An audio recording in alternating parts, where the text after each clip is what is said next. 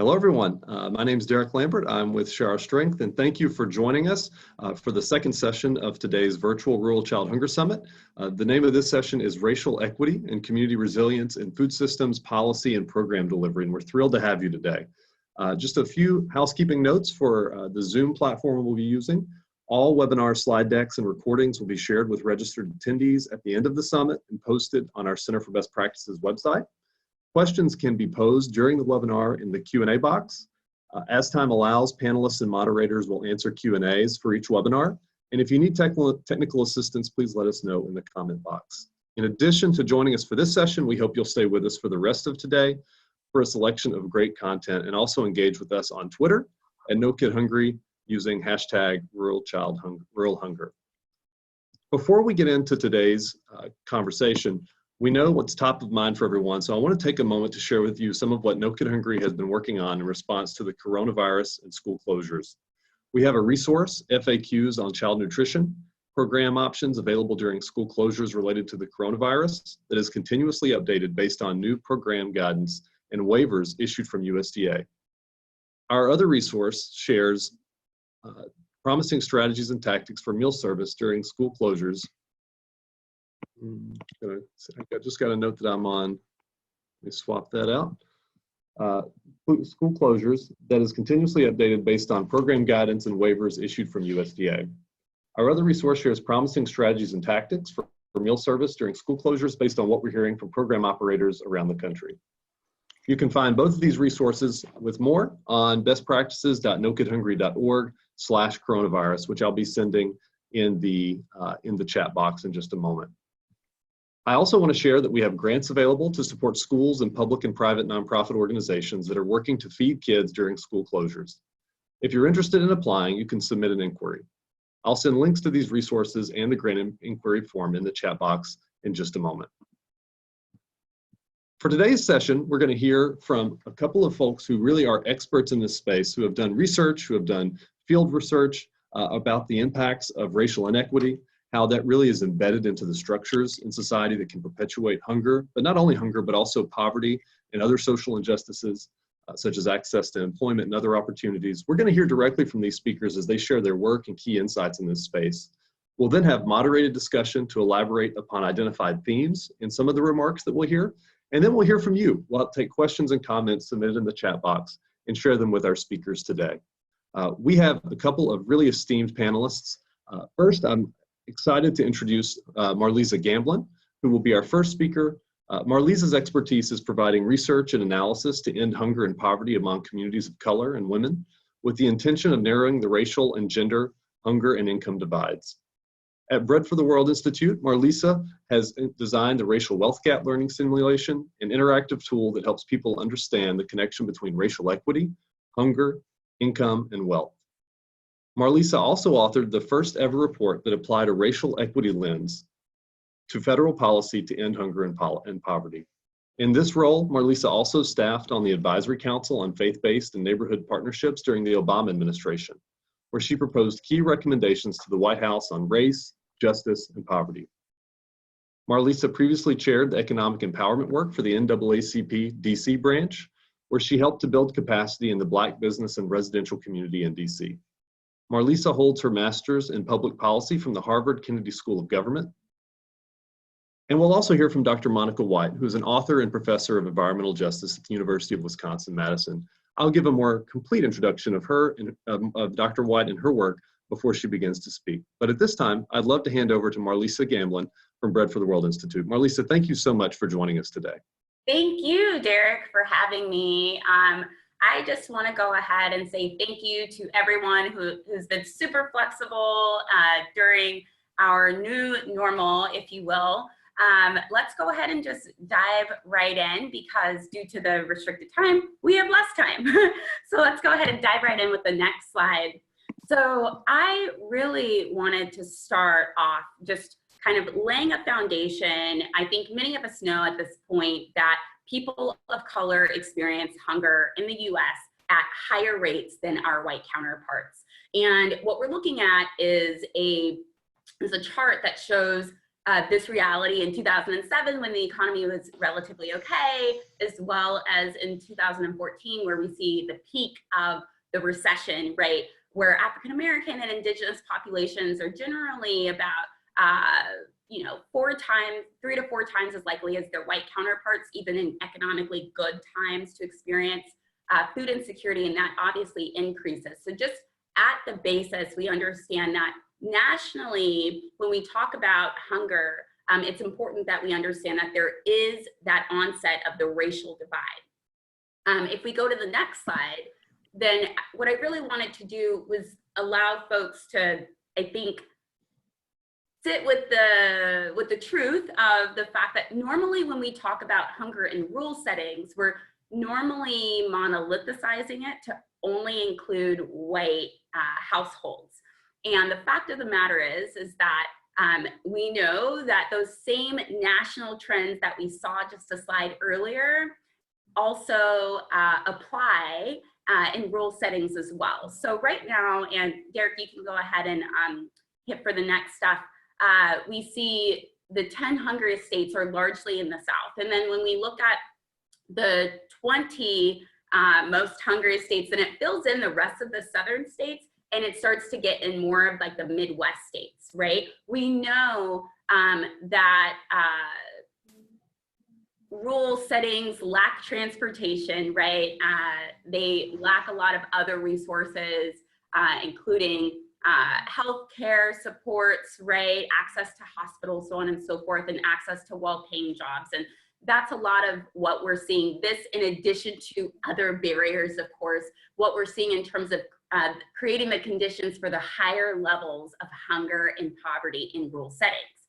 Now, as we see on the slide, we know that people of color experience higher levels of food insecurity in rural areas. The reason for that is because they not only experience the same levels of lack of transportation, lack of medical care, lack of access to well-paying jobs, but they also experience the added layer of racial inequity. So I'm just going to go over one example, but know that there are a ton. We just don't have a lot of time. So when we look at indigenous communities that are living on reservations, we can acknowledge the fact that there are certainly a lot of inequities there, right? So first, indigenous populations earn less than their white counterparts in similarly rural areas in the same state. For example, we know that the median income for indigenous populations is significantly lower than the median income for whites, and that the same is true among folks who are experiencing hunger as well. So you have that piece, right? But then in addition, there's research, the research that Derek mentioned earlier. There was an interview that I had with one person from a reservation in the Northeast who mentioned that she actually has to drive 2 hours to the grocery store, and then she pays $14 for apples, a bag of apples, $14. That's a lot. I know for me, I could go to Trader Joe's up the street and it's $3.99 if I want to get organic, and it's $2.99 if I don't want to get organic. We're really talking about a huge price differential. And that's something that indigenous communities experience, right? And this is not just something that they experience with apples. First Nations provided research that really allows us to see, oh my gosh, these disparities actually apply to Alaska Natives, to indigenous populations all over. So again, just to recap, and if we can go ahead and hit the next three things, Derek. Just to recap, this is just one example, right? But we see that as a result of indigenous populations having lower income at the same time that they're having to spend a higher share of their income on food, this really increases food insecurity among people of color living in rural settings relative to their white counterparts. So while we know that rural areas have some of the highest levels of hunger in the entire nation, we know that people of color are more likely to experience hunger within these settings and at greater levels. The question now is, how do we address it? So if we go to the next slide, then you'll be able to actually see the answer for that. So as Derek alluded to earlier, I actually had the privilege of authoring the first ever report that helps people understand how to apply a racial equity lens into the policies we so care about to end hunger. This report provides very, very specific answers. Keep in mind, we don't have a lot of time today because of the condensed schedule, so I won't be able to get into all of the very robust examples, but I will be going into the 6 main ways that SNAP, WIC, and child nutrition can all work to promote racial equity. So let's go to that first one. The first is to put the needs of communities of color at the center. It's simple, but it often doesn't happen. Let's talk about what that means. So when we think about racial equity, normally what we see is communities of color being left out of the conversation, maybe until the last minute or maybe altogether. The point of putting the needs of communities of color at the center is you're saying, okay, I'm going to prioritize the barriers that you experience as a result of historical racial inequity. And I'm going to say this is important, and I am also going to center that in all of the decisions that I make within my policy design and all of the decisions that I make within my program design. That is a huge way that all 3 programs can promote racial equity. It's not by thinking about communities of color as an afterthought, but rather centering their needs. Let's go to the second one. The second one is around expanding inclusivity. So again, it kind of builds on the first, but it's so important to acknowledge that the exclusions that and restrictions that these 3 programs have, again, very different programs and very different restrictions, so on and so forth, but nonetheless, they either disproportionately or in some cases majorly negatively impact people of color. Again, if you center the needs of communities of color, then expanding inclusivity will naturally be kind of a natural byproduct, if you will, and it will make sure that more people of color are supported. The third one, please. So this one is really important, and I'll actually give an example here. The third way that these programs can promote racial equity is by strengthening equity-centered approaches to make it easier for people of color to access nutritional support. Why is this important, and what does this mean? Okay, so equity-centered approaches essentially are approaches that account for all of the different barriers and racial inequities that people of color experience at higher rates. So let's say in rural settings, we discussed earlier that some of the reasons why rural settings experience hunger at higher levels than the rest of the country is because they experience a higher level of distance from key resources like transportation, for example. If we take that same example, then we would know, okay, for people of color, they experience that, right? But we also know that they have less income and less assets to maybe purchase things like reliable transportation in the wake of not having public transportation that's so robust. So making sure that it's important not only maybe we wouldn't have the SNAP office located on the opposite side of town than the WIC office, for example. So thinking about co-location and thinking about creative ways where we go to the community as opposed to having community members come to the service, for example. That's just one example. Of course, there are a ton of other examples, and it's important to be holistic and comprehensive when we're thinking about what equity-centered approaches are. But again, all of this is made easier once we center the needs of communities of color. Let's go to the fourth one. The fourth is around increasing cultural humility, cultural competency, and cultural accountability for frontline staff. So with frontline staff and with my report, what I notice is regardless of age, regardless of gender, regardless of region, regardless of what community of color you belong to, everyone reported that they experienced racism from frontline staff, whether it be via food bank, whether it be via program on the site, whether it be at the agency, whether it be at the grocery store, any form of frontline staff.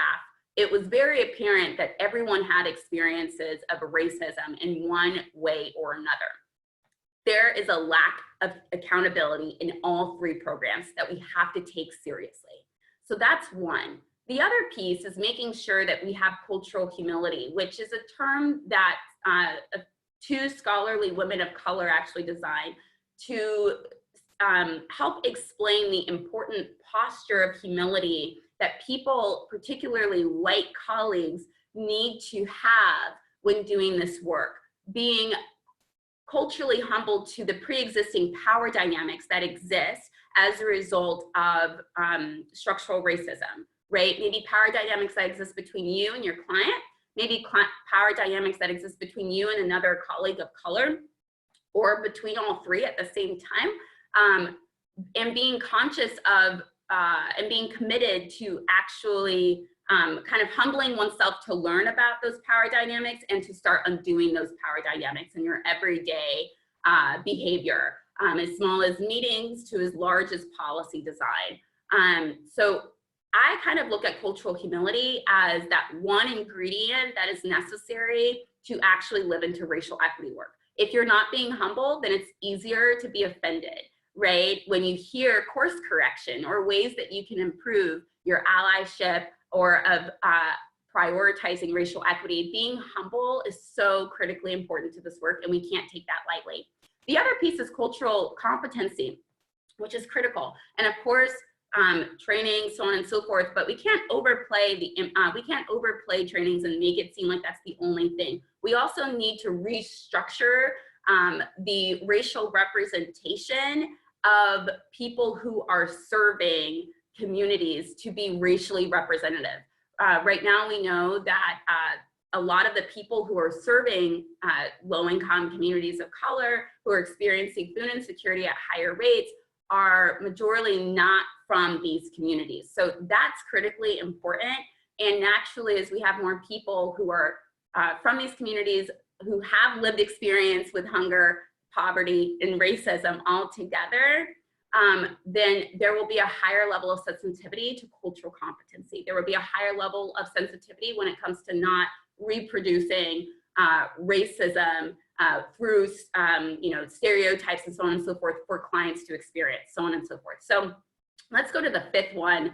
And that's around creating mechanisms that allow recipients of color to equitably engage in designing, implementing, and evaluating each program. This is so important. So a lot of the times what we've seen, unfortunately, is that people of color who have lived experience with hunger and poverty are not participating at all. Then what we see is maybe folks might try to engage them to participate, but it's not actually equitable engagement. This is so important. Equitable engagement means that you have power. So people of color have power. It's about creating the space to allow them to assert their power, right? This needs to be at the design, right? And when I say design, I mean the inception of the idea, not, oh, I have an idea, let me bring you to the table now. It's like, no, you're already at the table. Let's conceive the idea together, right? Let's co-create it together. You have the power to veto that, if you know, and we have the humility to not only acknowledge your power, but also interplay with it in a respectful way, right? Also, in the implementing phase, you're empowered to lead the implementing phase and to also lead the evaluation phase. That's important. And with the evaluation piece, it adds a level of accountability that, again, is lacking from these programs. Let's go to the sixth and final one, which is the collection and disaggregation of data. Unfortunately, we do not have a lot of that. We cannot monolithicize people of color. We know that Indigenous people living in rural settings experience different realities than African Americans living in rural settings, than, let's say, Latinos living in rural settings. While they experience and certainly intersect their experiences with racial inequity, the way in which that shows up is different for every single community of color in rural settings. So let's go ahead and just finish out really quickly. And you can just finish out this slide, Derek. We created a methodology to help people understand how to apply racial equity in 5 stages. And there are 5 stages. What I will do is I will just highlight 2 stages. One of the main stages that's important is the 3rd stage, understanding how and why the outcomes of each racial group is different. Again, every community of color is different. They experience hunger and poverty differently at different rates, and they have different historical traumas with racism in the US. So understanding how and why is important, because that will then inform how you design that policy, how you design that program to best meet those needs. And the 4th and final thing that I'll go ahead and lift up is the 4th stage, which is using a racial equity approach to ensure that experts of color are equitably engaged in shaping and leading this narrative. Again, you can find this at bread.org/racial equity, just like you can with the report. We'll be providing that as well. It was so great seeing all of you virtually, and I'm excited about the Q&A. Thank you.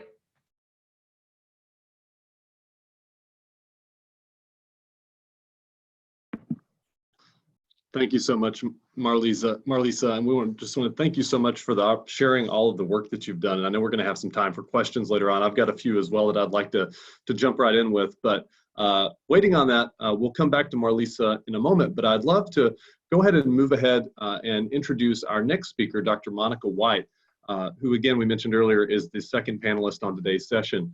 Dr. Monica M. White is an associate professor of environmental justice at the University of Wisconsin-Madison. She holds a joint appointment in the Department of Community and Environmental Sociology and the Nelson Institute of Environmental Studies. Her research investigates Black, Latinx, and Indigenous grassroots organizations that are engaged in the development of sustainable community-based food systems as a strategy to respond to issues of hunger and food inaccessibility. And so Dr. White, really thrilled to have you here. And I know you're going to be looking at some of the same issues that Marlysa has just explored, but kind of from a different perspective, and as well as some of the original research that you've done. So thank you so much for joining us. I'll hand it over to you. Well, thank you, Marlysa. Your work is so important, and I think the policy component is an important place to start these conversations. And so I'll just sort of complement what you're doing in terms of policy and talking about some of the movements that and organizations that communities of color have engaged as strategies to respond to food access and food accessibility. So first, in addition to my role as an academic, I'm also the past president of the past president of the board of directors of the Detroit Black Community Food Security Network. And so I do both study, but I'm also active in food justice movements. And I just think that these are really important conversations. I'm grateful for everyone who's listening and those that are concerned. I feel like in times like this, we really do have to think about how do we make sure that communities are provided the resources, both in terms of policy, but in terms of organizing for food resilience. Yep, next slide. I always start my presentations with my why. This is my granddaddy Kenneth and my grandma Pearl, both were farmers in Eden, North Carolina. The materials for my talk today come from my book, Freedom Farmers, Agricultural Resistance and the Black Freedom Movement. I knew that my grandparents were farmers. What I didn't know was, until after I had finished the last edits of my book, was that the grocery store that was in the front of my grandparents' home was called the community store. And it was a place where Black farmers, members of Eden, North Carolina, could come and to purchase food items and ag items with respect. But my granddad was also a member of a cooperative. So they shared a car, they had all these resources. And so there's a saying, in search of my mother's garden, Alice Walker, in search of my mother's garden, I found my own. So that's my why. Next slide, please. For the purpose of these comments, I just sort of wanted to talk a bit about what the research questions were in terms of this research. What did we find and how is that useful for today? The research questions really talk about what are some of the historical examples, what lessons do they offer us in terms of strategies of resilience? In other words, how were food insecure communities organizing to make sure that everyone had access to nutrient-rich food? Let me also say that the research started in Detroit, understanding the urban ag movement in Detroit. But in order to understand what was happening in Detroit, I had to do the reverse migration, following the South, going into the South, and really sort of documenting what I saw, what I heard from folks who were organizing there. The second question, how have communities come together to feed them? No, back, okay, thank you. How have communities come together to feed their families and others? And the last one is, how can we work toward community health and wellness? Now I'm gonna zoom by some of these slides in the interest of time. I just wanted to say, you can turn, next slide. So in order to understand Black agricultural organizations, I did an extensive search of archives throughout the country. I wanted to start in late 1880s with the Colored Farmers Alliance. I wanted to include every cooperative that I could find. And that was gonna be quite a lengthy process. My friend Sundiata Chajua said, Mo, you can't do a book that's 130 years. You gotta get this done so you can get tenure. So I narrowed it down to the Southern Cooperative Movement. But what I did do was, anytime I saw documents that elaborated on what organizations did, I documented what they did, and then I categorized those as data and then put them into the categories that created a theoretical framework that I'll talk about in a minute. But just to give you a sense of some of these organizations, the Federation of Southern Cooperatives, which is celebrating its 53rd anniversary this year, Southwest Georgia Project, Mrs. Shirley Sherrod and Reverend Sherrod, the Nation of Islam, Hatton Muhammad Farms, Lowndes County Freedom Organization, a group of farmers, Southwest Alabama Farmers Cooperative, Freedom Farm Cooperative by Mrs. Hamer, Fannie Lou Hamer, North Bolivar County Cooperative, and the Shrine of the Black Madonna. So this is just a few of the organizations. My plea, my call, my request is that those of you that are active in organizations, please make sure that you keep documents, keep records, keep all the materials from your organization, because 50 years from now, somebody like me will come along and want to document what you've done. So this is really important for us to learn. What did you do? What worked? What didn't work? How might we do this better the next time? Next slide. So who are freedom farmers? I identify freedom farmers. We're currently working on a book called the Paris Family Autobiography. The Paris Family Biography. And Reverend Wendell Paris tells me, you can free yourself when you can feed yourself. You can free yourself when you can feed yourself. That comment was so powerful. And so understanding who are those who free themselves through feeding themselves and why agriculture was an important strategy, sort of came to understand this idea of freedom farmers. And so I think that, the scholarship for the book really sort of captures what's happening in rural communities when there's high rates of impoverished, as Marlysa documented. I think that concentrating on the work of farmers meant that we weren't just talking about them as passive, but we were talking about them as active. A lot of times we talk about what happened to farmers, but very less often, rarely do we talk about what do farmers do. I think it's also important to understand that when we're talking about the food system, we often don't even ask farmers what their role is in the food system and how might they increase access to nutrient-rich food. So we come to find the Southern Cooperative Movement after 65 Voting Rights Act. We see African Americans in the push to migrate, right? So everybody's saying, okay, leave, leave, leave. And Mrs. Hamer said, don't leave the land. Everything comes from the land. And so those who chose to stay created what was called the Southern Cooperative Movement, where lots and thousands of African Americans who were formerly employed as sharecroppers and tenant farmers created these cooperatives. And they had a wide range. I don't have enough time to tell you all the wonderful things that they did, but would love to talk more about it. And it's also elaborated more in the book. So I think it's also important that when we talk and think about farmers, we're talking about the ways that folks, especially in the 60s, created something with virtually nothing, right? So there were impoverished land workers. They had a lot of skill, a lot of know-how, but not a lot of resources. And so they were able to build these cooperatives in ways to look out for each other in very powerful ways. So much to the chagrin of the USDA probably, I really problematize who we think of as farmers, right? And so usually when we think about farmers, we think about those who own the land.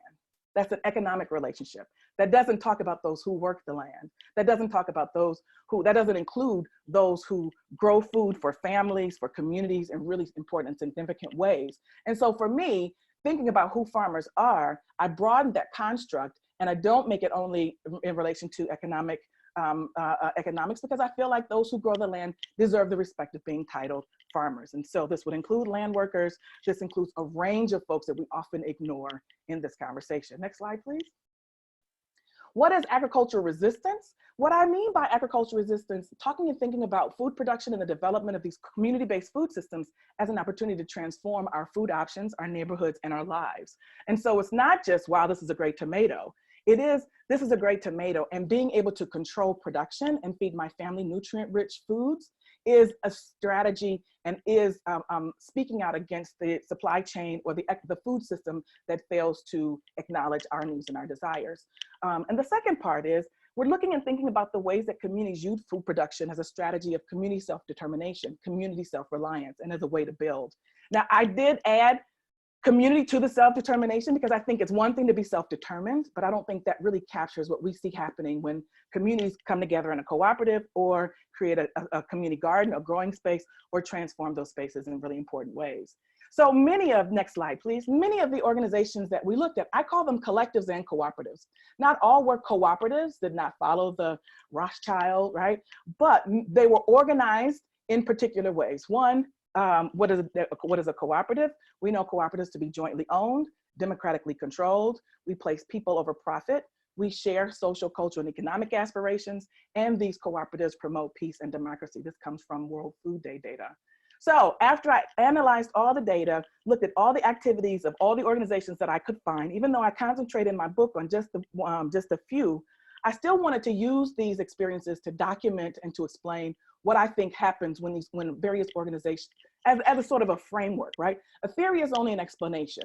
How do we explain what these organizations did? What does it look like? So I came up with a theoretical framework called collective agency and community resilience.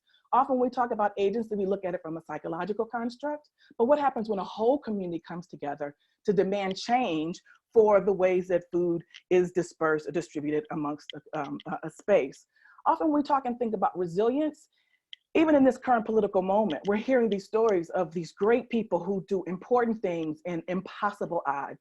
I think that resilience is important, right? So we should applaud the conditions of, or just the response to a catastrophic event.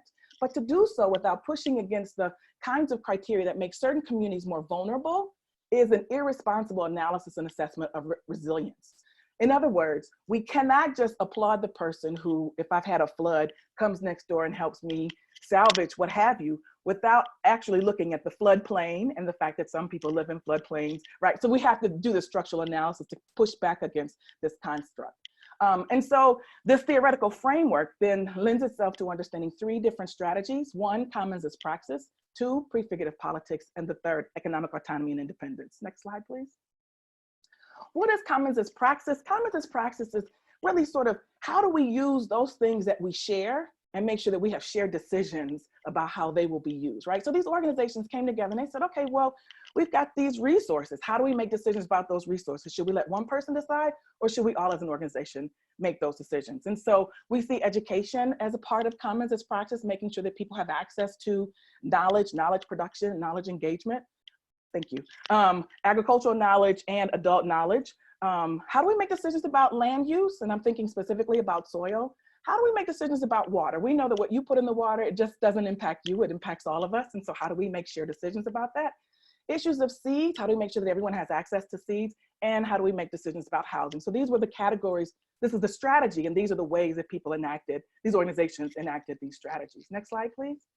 Prefigurative politics is acting as if. So we recognize that in this time that people were not able to be actively engaged in the electoral process, but yet within their organizations, they did so.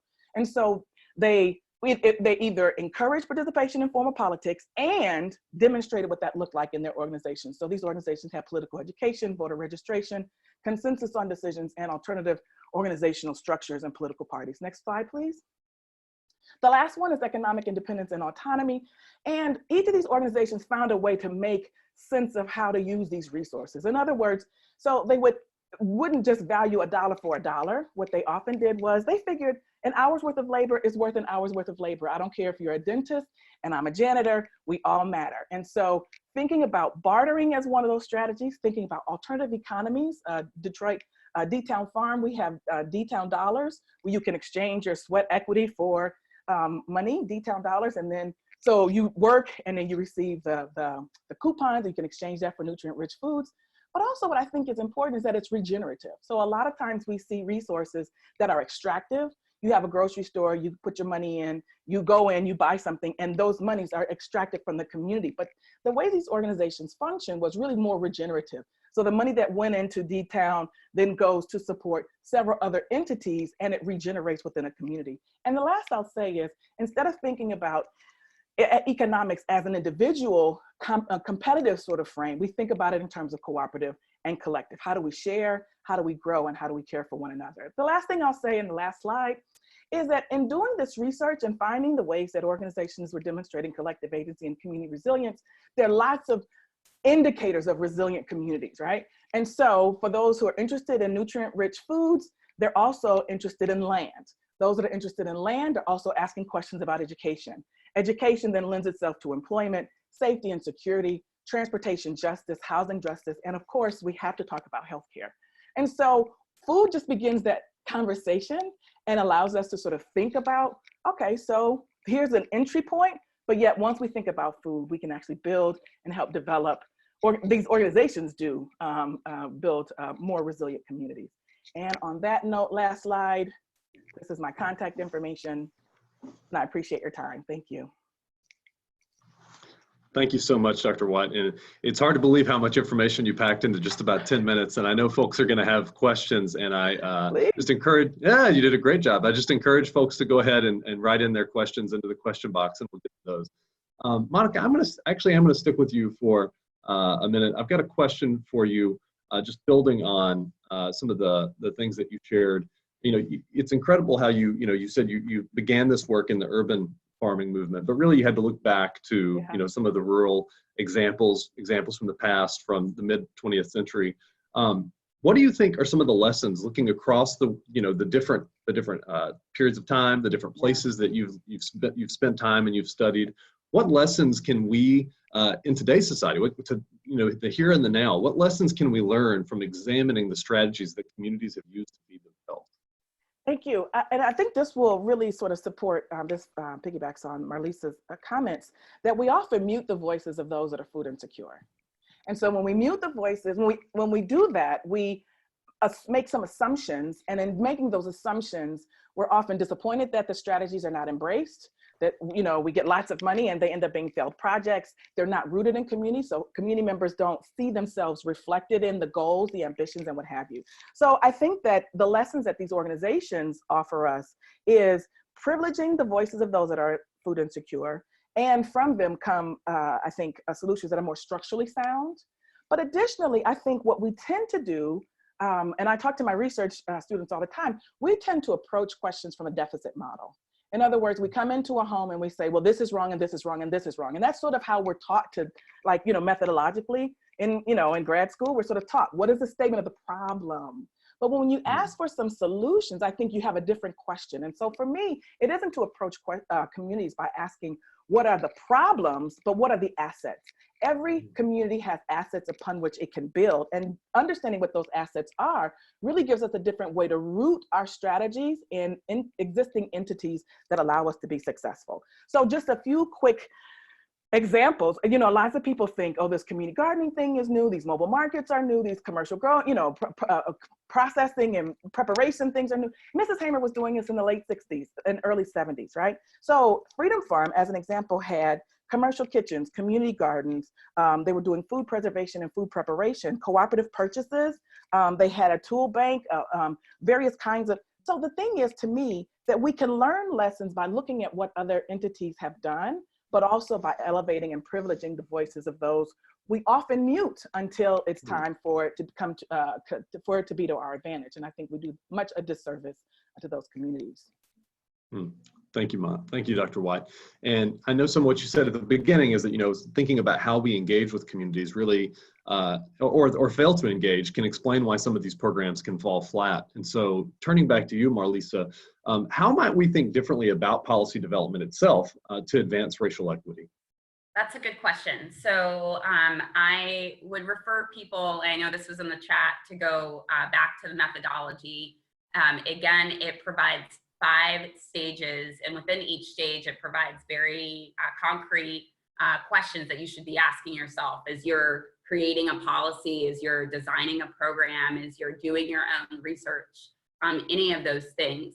I would say the two biggest things that I would pull from that is reconceptualizing what we mean by the term experts. So I like to say, yes, you know, I have my master's in public policy.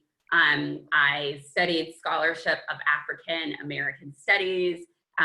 Academically speaking, one would classify me as an expert.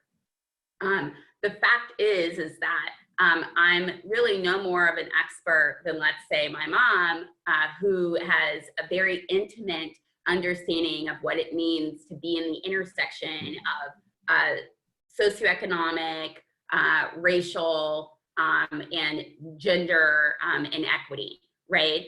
And understanding how those three forms of really discrimination intersects with one another. She is an expert in her own right, right? She understands what it feels like to experience racism. And I think it's important for us to equalize the two. Unfortunately, due to the way that we've structured our society, our minds have been colonialized in a way to overvalue one set of expertise over another. And that's what we see showing up when we think about policy design. That's why it's so important to have people with lived experience of racism and classism. And then for women of color like me, the added layer of sexism, of course, to be at these tables, to have the power, but that requires reconceptualizing. So one of the concrete ways that we did that in the report was I valued scholarly research at the same way that I valued my interviews with people, understanding that just because it's not yet in a scholarly journal doesn't make it less valid. It just speaks to the inequities of these groups of people not being heard. Right? So that's one of the ways. I think another way was the fact that my research team were all women of color. And I'm proud to say that. And we, you know, as the lead author, that was really important for me. Two of the three, including myself, have personal lived experience with hunger and poverty, which I think is critically important.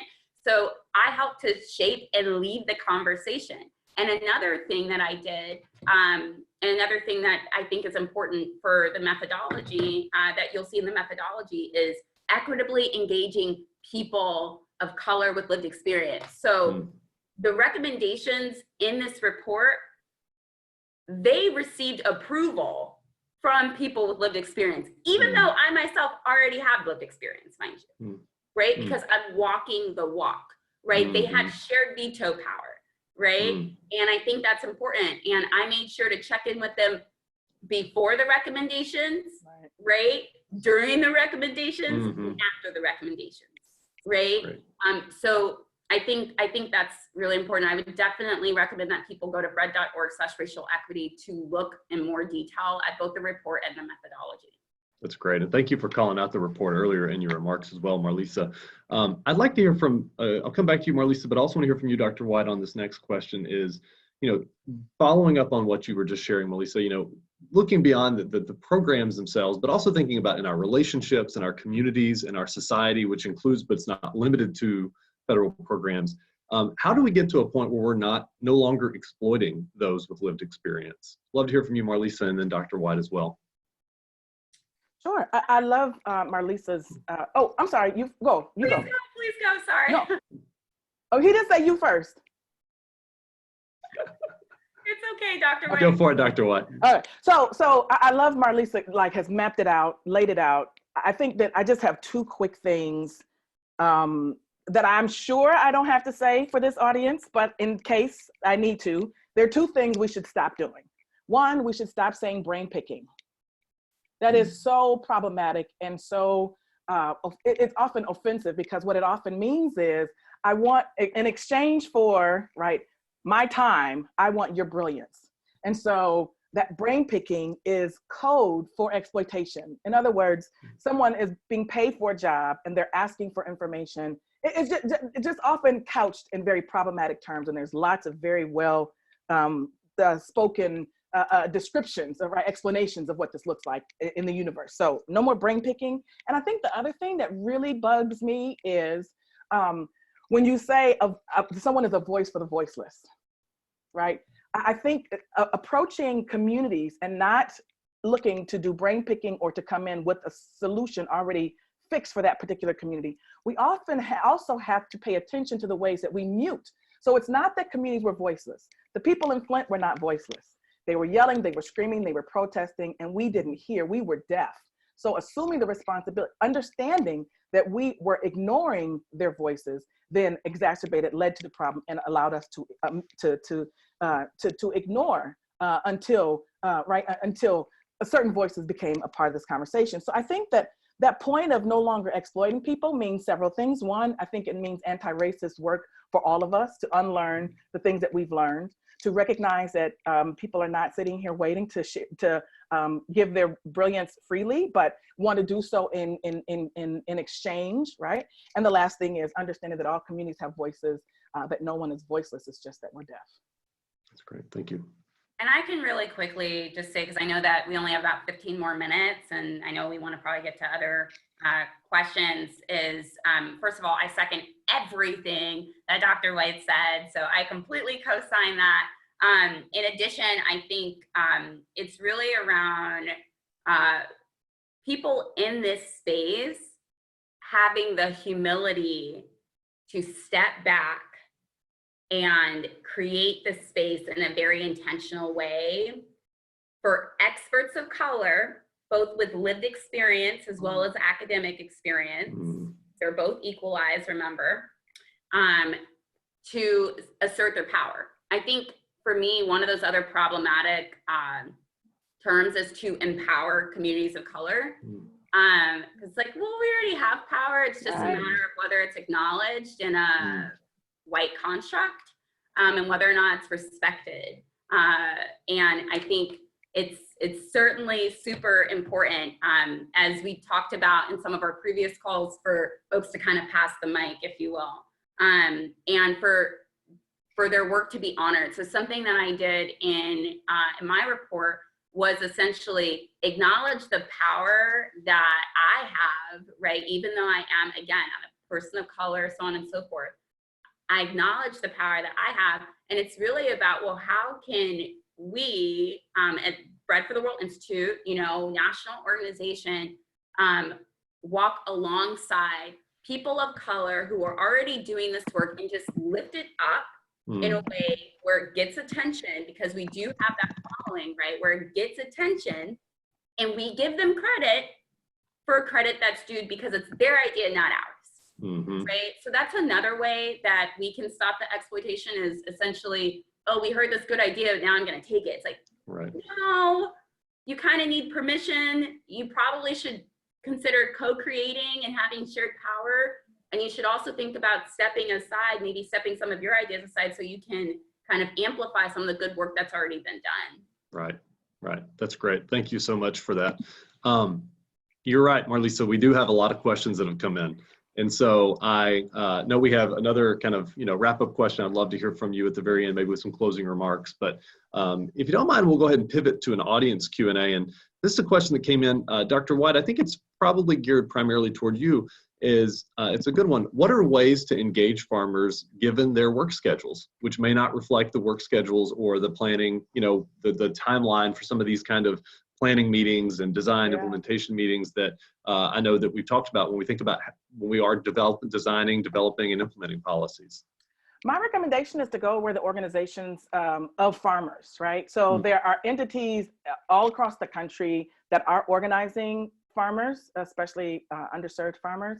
And so I would identify what are the organizations that are meeting their needs or providing resources, and then create the mechanism, the relationship of trust, and then identifying ways to reach out to folks. So yes, there are organizations that are active and functioning, the National Black the National Black Food and Justice Alliance, the Federation of Southern Cooperatives, SAFON, the Southeast African American Organic Farmers Network, all kinds of organizations and entities all throughout the country that are meeting the need, where farmers are already organized. So I would start there. That's great. Thank you, Dr. White. Marlysa, this is a question that just came in, very timely one. How can we approach nutrition and food assistance programs, feeding programs in a racially equitable way during this current COVID-19 pandemic?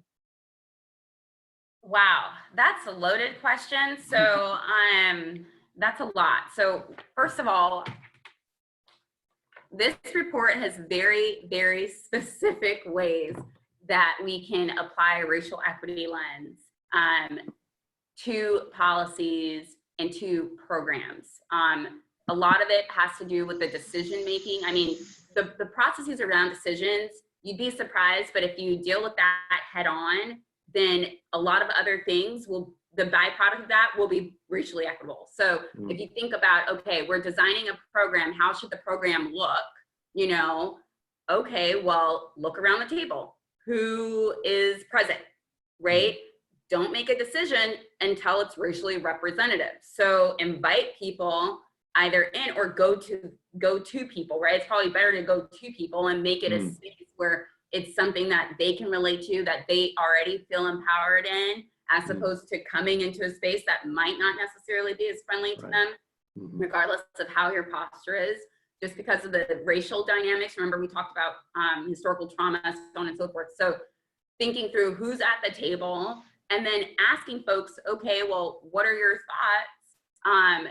And then thinking through, okay, well, how can you be compensated for your time so that you're being honored, right, for your ideas and your time and so on and so forth. And then also making sure that they're not just participating. So making sure that they actually have veto power. Are they able to say, no, actually, that's not the best for my community, and have that be listened to and actually implemented in the program design? All of those different decision-making points, again, that's within the methodology and within the report, but these are the things that we have to look at. So when we're thinking about a crisis like COVID-19, those approaches that I just mentioned are critically important, and probably even more important because we know that COVID-19 is going to disproportionately hurt people of color. For Indigenous populations, for the last H1N1, Indigenous populations were 4 times as likely to die. That's literally was literally the rate. I believe it was similar among African Americans. Usually they kind of tethered together. So if that's the case, then that to me puts more fire under us. It should put more fire under us to identify people in the community and to step over and acknowledge, okay, we haven't been doing things right, but if we want things to get worse, we will continue doing things as is, as opposed to reevaluating and stop right now, even though it's hard to say, okay, we need to do it in a racially equitable way. We need to pay for your time. We need to have your input. We need you to be the leaders. We need to acknowledge you and your power. We need to be humble ourselves and acknowledge and undo some of like the racism that we've been socialized under and that we practice and that we reinforce every day. All of those things are critically important. But again, read this report. That's great. Thank you, Marlysa. We got time for one more audience question, then I'll come back to you for some closing remarks. And I just want to acknowledge we've had a lot of questions here. Love to try to think about how we can get back to folks as follow-up to this event. But we have a question that came in from Sarah. It says, many people who work in food access in our community are white women. How can we encourage people of color to apply and work with our organizations? May I start on this one? Sure. Yeah, so I think this is a really great question. What I would encourage people, and what I always try to do is encourage people to make the goal racial equity, not diversity. When you make the goal diversity, because a lot of people are like, oh, okay, our food system is not really that diverse when it comes to, service providers and so on and so forth. I think we all know that. The question is, well, what should the approach be? And it is not about making diversity the goal. When you make diversity the goal, then you're thinking about, okay, how can I maybe promote, this job title description to other places that we might not traditionally promote it to, yada, yada, yada. And what happens is you probably don't get as much yield, right? You're also still having the same hiring practices that in many ways promote racial inequity. And then let's say you do end up hiring someone who is a person of color. Unfortunately, the retention rate is going to be lower because you haven't actually resolved any of the internal structural racism within that organization and within the larger system. So with that said, the goal has to be racial equity. When you make the goal racial equity, then you start to identify all of the internal processes, or especially around decision making at all levels for all projects at all times. Decision making must be racially equitable.